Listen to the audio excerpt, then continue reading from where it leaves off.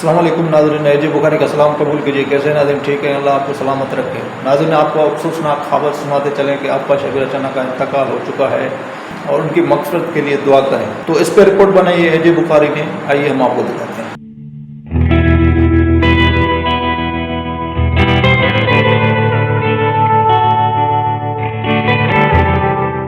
वादी मेरियान के खूबसूरत अदा आपा शबीर रचना का इंतकाल हो चुका है। कुछ अर्से पहले काजी अहमद के करीब इसका रोड हादसा हुआ था। रोड हादसे के बाद दाव मेडिकल में दाखिल करवाया गया था। आपा चना का इंतकाल हो चुका है।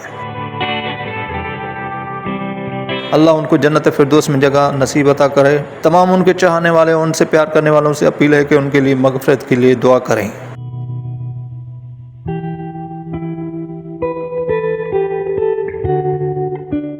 और सीएम सिंध ने भी अफसोस का इज़हार किया है। सीएम सिंध ने कहा कि आपा शबीर रचना के खिदमात को कभी नज़रअंदाज नहीं किया जाएगा।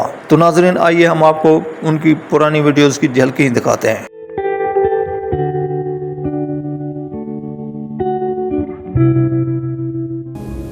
केर मां सदोरी पई ॻाल्हायां। हा जी,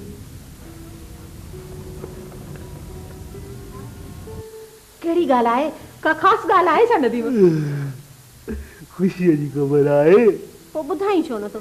ॿुधाए न नदीम। सदोरी, मां न सुभाणे तो वटि कोन ईंदुमि।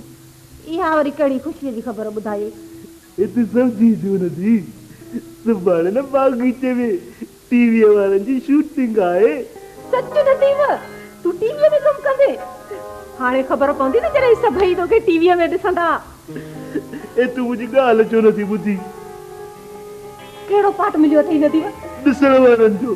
तूं त मुंहिंजी ॻाल्हि ई कोन थी सम्झी। मूंखे पाट ॿाट कोन मिलियो आहे। सदोरी, मां न सुभाणे उहा शूटिंग ॾिसंदुसि। धूड़ पई इन शूटिंग खे। चङो छो जो अक्षरा बीबी कान आई आहे कॉलेज खां। मूं सम्झो त को फनकार थो थिए, पर ही त चङो नदीम, हाणे तूं भली वञ, मूंखे बि कमु आहे।